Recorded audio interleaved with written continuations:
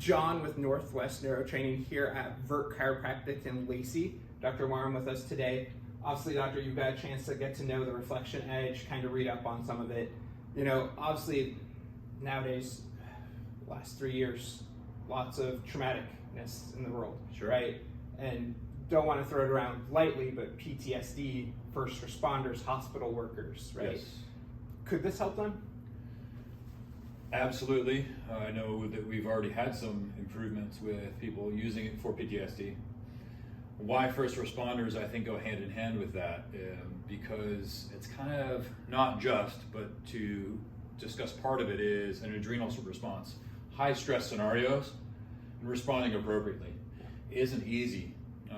So PTSD often is discussed as a problem, and when people come back from a traumatic situation, so not responding the same way, but this is a similar circumstance for adrenal actions or high intense scenarios for your job's workplace. And you have to be able to respond correctly in order to, get back to normal life is another way to say that. And I think this is why this is so fitting for those individuals, is because you're accessing certain parts of the brain that have issues. Yeah.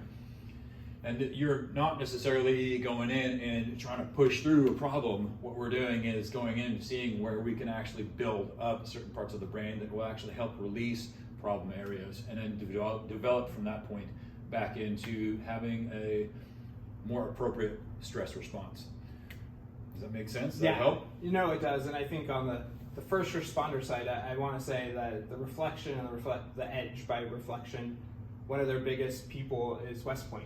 They have these at West Point. Soldiers are training on these because hand-eye coordination, making the right decision under pressure, yes, all that comes into play. Yes. And so for part of me is like, if it's good enough for West Point, it's probably good enough for first responders. I think that's a great example. Yeah, absolutely. Well, go ahead.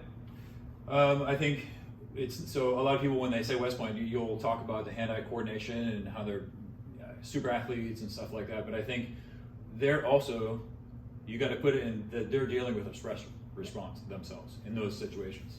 Well, I know at West Point they've piped in sound and sound of battle, for lack of a better term, yes, to try to amp up that reaction as yes, much as they can in a safe yes, environment. Right? Yes. So.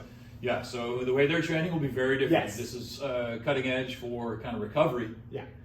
And they're using it, the same exact tool, cutting edge for actually progress or progressive athleticism into those stressful situations. So.